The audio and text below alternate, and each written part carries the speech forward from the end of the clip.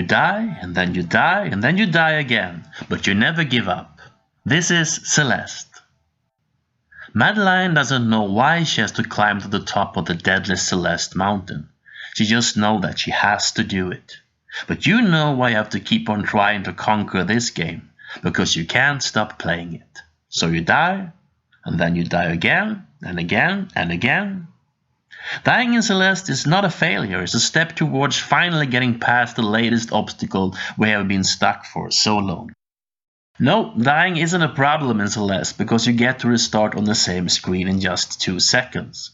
Sometimes you literally die every 5 seconds trying over and over again to get through the same passageway.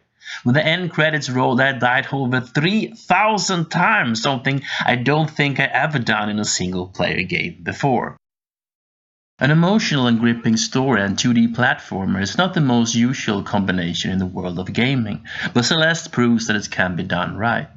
I better not speak too much of the story, because it's a journey you should experience all by yourself. But if you have suffered from a depression or has a friend or family member who struggles with a mental illness, this game can be an emotional and satisfying experience for you.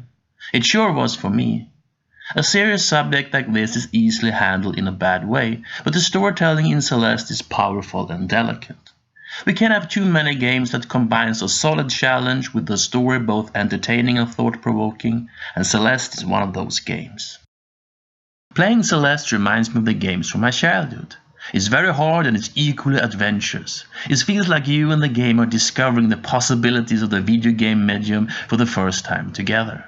Celeste really isn't a single-player Towerfall Ascension, but the developers' 2 games share some DNA. Not the least the wonderful sprite-based graphics.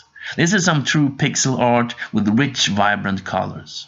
Add fake nonsense voices that reach Nintendo levels of loveliness, and I've got no complaints when it comes to design and game world. But great design and heartbreaking story aside, the main experience of Celeste is of course the challenge it presents.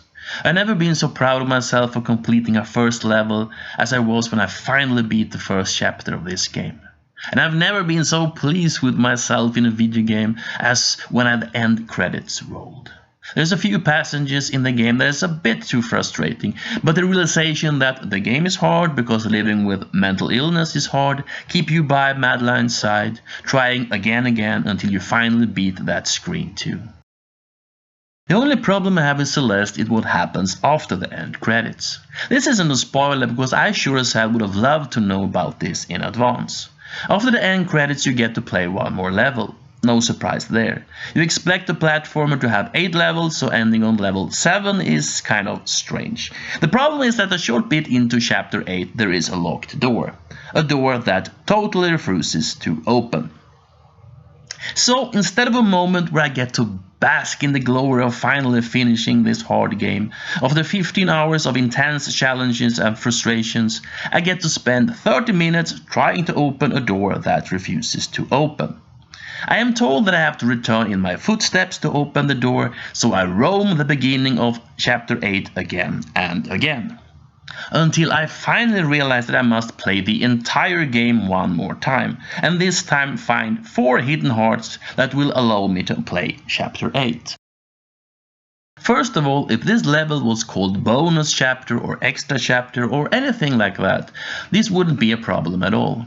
But it's called chapter 8, which means you expect to actually play it when you finish chapter 7. I'm totally okay with going back to previous levels in Captain Toad Treasure Tracker to collect more diamonds to unlock the bonus stages in that game. Because yes, you got it, they're marked as bonus levels, and secondly, it's a really simple game, and thirdly, because I actually know where most of those diamonds are even if I don't know yet how to actually get to them. But Celeste is a very, very hard game, and I have no idea at all where these 4 hearts are hidden. I found none of these hearts during my first playthrough after all. I have no problem with hidden secrets in a game, because if you missed them, you have no idea that you missed them. But it took me 15 hours to complete this game the first time. It could take me 50 hours or 100 hours to find these hearts, and I have no idea if it's worth the trouble or not. I may never find them at all. The game was very clear after the first chapter that collecting the strawberries in the game was purely optional, so why do I suddenly have to collect 4 hidden hearts in the 7 previous levels to move on?